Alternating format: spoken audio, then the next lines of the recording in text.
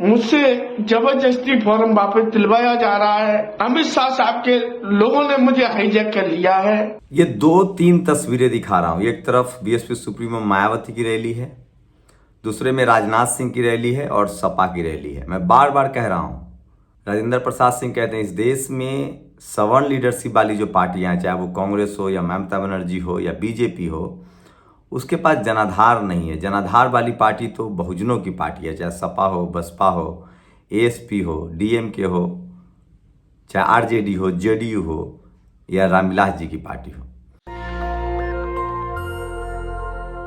नमस्कार, मैं शंभू कुमार सिंह और आप देख रहे हैं नेशनल दस्तक। मैं एक पत्रकार की भूमिका में पत्रकारिता ही करूंगा। मैं बार बार कह रहा हूं, इस देश में दलित, पिछड़े, आदिवासी, किसान, अल्पसंख्यक की कोई बात नहीं करता था। उनके दलों को कोई नहीं दिखाता था। नेशनल दस्तक ने यही कोशिश की, दलित, पिछड़े, आदिवासी, किसान, अल्पसंख्यकों की खबरें दिखाई जाए। तो मैं जब पत्रकार हूं तो मैं पत्रकारिता भी करूंगा। राजनीति अपनी जगह है, पत्रकारिता में ईमानदारी से बहुजन समाज की खबरें दिखाता रहूंगा। न केहू से दोस्ती, न केहू से बैर। मैं इसलिए कह रहा हूं कि जब मैं पत्रकार की भूमिका में, मेरी कोशिश होगी बहुजन समाज के जो तमाम पॉलिटिकल पार्टी हैं, तमाम नेता हैं, उनको दिखाया जाए। एक पत्रकार के तौर पे मैं बहुजन समाज का पत्रकार हूं, दलित, पिछड़े, शोषित, वंचित किसानों का पत्रकार हूं। और मैं इसलिए कह रहा हूं कि मैं उन सब की खबरें दिखाऊंगा जिनको मनुवादी मीडिया नहीं दिखाता है। तो सोचिए, मनुवादी मीडिया कभी किसी सवर्ण दल से भेदभाव नहीं करता है। हाँ, ये जरूर करता है कि जो जीतने वाला होता है उसके साथ वो खड़ा हो जाता है। जो मनुवादी मीडिया है वो पहले कांग्रेस के साथ था, अब बीजेपी के साथ है। लेकिन मैं तो ये भी नहीं करता हूँ, न करूँगा। मैं बहुजन दलों को, बहुजन नेताओं को बराबर दिखाता हूँ। इसलिए मेरे चुनाव लड़ने से किसी पार्टी से या किसी दल से मतलब नहीं। एक पत्रकार की भूमिका में मैं बहुजन पत्रकार हूँ और बहुजनों के हमेशा साथ रहूँगा। एकदम क्रिस्टल क्लियर रहिए। अभी आपने देखा था एक लल्लन टॉप का पांडे किस तरह से एक आदिवासी से सवाल पूछ रहा था कि आप संसद गए हैं, संसद में क्या काम होता है, जबकि वो विधायक है 2 बार का, राजकुमार रोत, जो अब आदिवासी ट्राइबल पार्टी से शानदार चुनाव लड़ रहे हैं। तो किस तरह से उनको ह्यूमिलिएट किया जा रहा था। अब यह ममता त्रिपाठी, ये भी पत्रकार हैं। बीएसपी सुप्रीमो मायावती का सोने की मुकुट देने के से उनका जो स्वागत किया गया, उनसे इनको तकलीफ है। कहीं सोने का मुकुट तो कहीं सोने का कमंडल। नेता लोग के अच्छे दिन रहते हैं, बाकी जनता तो बस हिंदू, मुस्लिम, ठाकुर, ब्राह्मण, यादव, दलित इसी में उलझे रहे हैं। तो मैडम को दिक्कत है कि बीएसपी सुप्रीमो मायावती को क्यों। तो सोचिए, इस देश की मनुवादी मीडिया ने कभी बहुजन नेताओं की तारीफ नहीं की। आज हम लोग दलों में बटे हैं, आप मेरी आलोचना कर सकते हैं, पार्टियों में बटे हैं, आलोचना कर सकते हैं, जातियों में बटे हुए हैं, लेकिन मैं बहुजन समाज की बात कर रहा हूँ। मैंने कभी किसी बहुजन नेता, दल की आलोचना नहीं की, क्योंकि उनके पास आलोचना करने के लिए हजारों टीवी अखबार हैं। तो आप सोचिए कि किस तरह से जो टीवी अखबार है वो समय समय पर बहुजन नेताओं की आलोचना करता रहता है। कोई भी मनुवादी मीडिया किसी भी बहुजन नेता के साथ खड़ा नहीं होता है। एक गठबंधन की रैली थी जिसमें कुर्सियां तक खाली पड़ी थी और एक मायावती बहन जी की रैली जिस पर पैर रखने की जगह नहीं। तो सोचिए, राजनाथ सिंह की रैली हो, मोदी की रैली हो, भीड़ नहीं जुड़ती है। बीएसपी सुप्रीमो की रैली में बड़ी भीड़ जुड़ती है, समाजवादी पार्टी की रैली में बड़ी भीड़ जुड़ती है। तो मैं फिर कह रहा हूँ कि यूपी में इस बार मुकाबला बीजेपी से है, सपा का भी और बसपा का भी। ये ट्रायंगुलर मुकाबला नहीं है, कहीं सपा हरा रही है, कहीं बसपा हरा रही है, और ये आपको नतीजे दिख जाएंगे। तो ये तमाम खबरें हैं जो सोशल मीडिया पर वायरल हैं। तो बड़ी रैली हुई है और ये देखिए राजनाथ सिंह की रैली में किस तरह से कुर्सियां खाली है। ये भी आज की सबसे बड़ी खबर है। 5 लाख क्षत्रिय मतदाता वाली गौतम बुद्ध नगर लोकसभा में आज के कार्यक्रम में राजनाथ सिंह जैसे बड़े राजनेता के कार्यक्रम में कोई भीड़ नहीं। मतलब क्षत्रिय समाज इस बार स्वाभिमान के लिए वोट कर रहा है। 24 सेकंड का वीडियो थोड़ा सा देख लीजिए। इसके साथ में राष्ट्रीय लोकदल के जिलाध्यक्ष। तो बीजेपी 400 पार सिर्फ टीवी अखबार में है। वो हिंदू मुस्लिम करने की कोशिश कर रहे हैं। कहा जा रहा है कि पहले फेज के बाद यूपी में सफाया होता दिख रहा है, इसलिए अमित शाह ने खुद ही मोर्चा संभाल लिया है। तो इस बार पूरे देश में बैकवर्ड फॉरवर्ड चुनाव है। फॉरवर्ड समाज, सवर्ण समाज बीजेपी के साथ है। बैकवर्ड समाज, दलित, पिछड़े, आदिवासी, अल्पसंख्यक, किसान जो है चुन चुन कर जो जहां से बहुजन जीत रहा है उस बहुजन को भेज रहा है। लेकिन चिंता की बात यह है कि अभी भी बीजेपी और कांग्रेस ने 40% से ज़्यादा SC ST OBC को टिकट नहीं दिया है। तो ये सबसे बड़ी बात है। इसलिए बहुजन समाज से अपील है कि जहां जो बहुजन हो उसको चुनाव जिताइए, और बिहार में इसका एग्जाम्पल होगा। दलित, OBC समाज, आदिवासी और अल्पसंख्यकों समेत 90% भारत के साथ भयंकर अन्याय हो रहा है। देशभक्ति इनको न्याय दिलाना है और नरेंद्र मोदी से ही घबरा रहे हैं। ये मेरे लिए राजनीतिक मुद्दा नहीं है, मेरी लाइफ का मिशन है। ये बात राहुल गांधी कह रहे हैं। राहुल गांधी को ये बात मैंने कही थी और उसी को वो रिपीट कर रहे हैं। मैंने कहा था कि आपको दलित, पिछड़े, किसान, अल्पसंख्यक वोट कर रहा है, सवर्ण समाज का वोट बीजेपी को जा रहा है, तो आप कितना भी हिंदू बन लेंगे, धर्म का कार्ड खेल लेंगे, आपको वोट नहीं आएगा। धर्म वाला वोट बीजेपी को जाएगा। आपको आज सोशल जस्टिस, आरक्षण, रिजर्वेशन की बात करनी पड़ेगी और यही काम बहुजन दलों को भी करना पड़ेगा। फूले पेरियार, अंबेडकर, मान्यवर कांसीराम साहब, जगदेव बाबू, रामस्वरूप वर्मा, सोहेनलाल पटेल, रामविलास पासवान, तमाम बहुजन नेताओं की आइडियोलॉजी पर लड़ना होगा।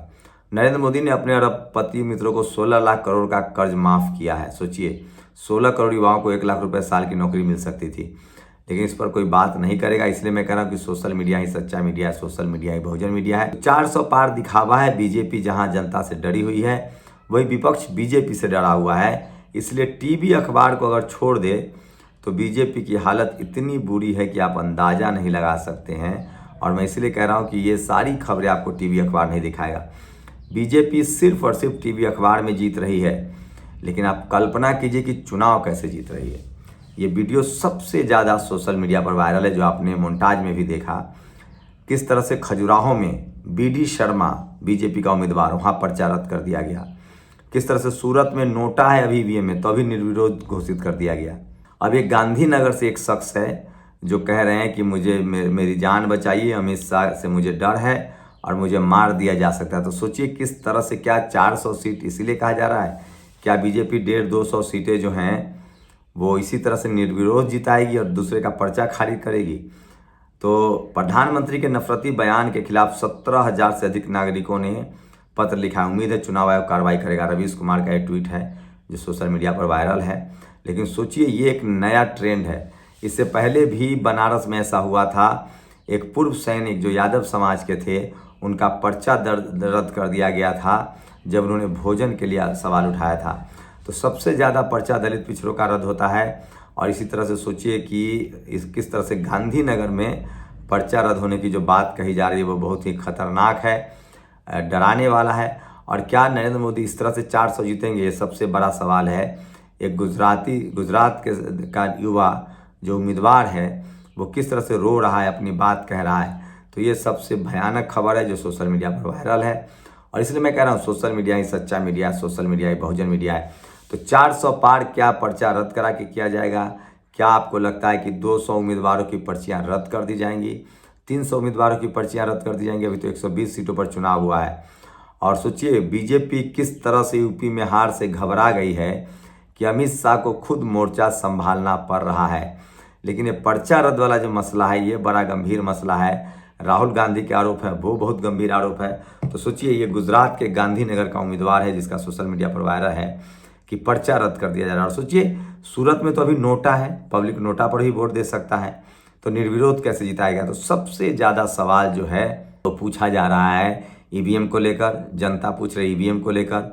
उसके बाद अब जिस तरह से पर्चियाँ रद्द कराई जा रही है, तमाम मजबूत उम्मीदवारों की पर्चियाँ रद्द कराई जा रही है, विपक्ष के उम्मीदवारों की पर्चियाँ रद्द कराई जा रही है, ये गंभीर और खतरनाक बात है। सोचिए शख्स रोते हुए किस तरह से कह रहा है। वहीं देखिए मायावती जी की रैली में कितनी भीड़ है, राजनाथ सिंह की रैली में कुर्सियां खाली हैं, सपा की रैली में भी भीड़ है इंडिया गठबंधन की।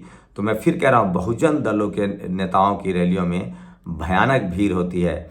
और जाते जाते ये वीडियो सुनते जाइए। साथियों, मैं गुजरात के गांधीनगर लोकसभा से नामांकन किया था अखिल भारतीय परिवार पार्टी से। मुझसे जबरदस्ती फॉर्म वापस दिलवाया जा रहा है, मुझे हाईजैक कर लिया गया है। अमित शाह साहब के लोगों ने मुझे हाईजैक कर लिया है। हो सकता है हमारी मौत भी हो जाए, मुझे मार भी दिया जाए, कुछ भी हो सकता है हमारे साथ। मैं देशवासियों से अपील करता हूं, इस देश को बचा लो। ये देश खतरे में है, ये देश खतरे में है। देश के लोगों से अपील कर रहा हूं, देश को बचा लो। क्या बीजेपी का यही गुजरात मॉडल, क्या मनुवादी मीडिया इसके खिलाफ बोलेगी? क्या पर्चा रद्द होने के खिलाफ बोलेगी? इसलिए मैं कह रहा हूँ बहुजन समाज के लोगों, आप जातियों में बांटकर आप पर राज किया गया, पार्टियों में बंटिए।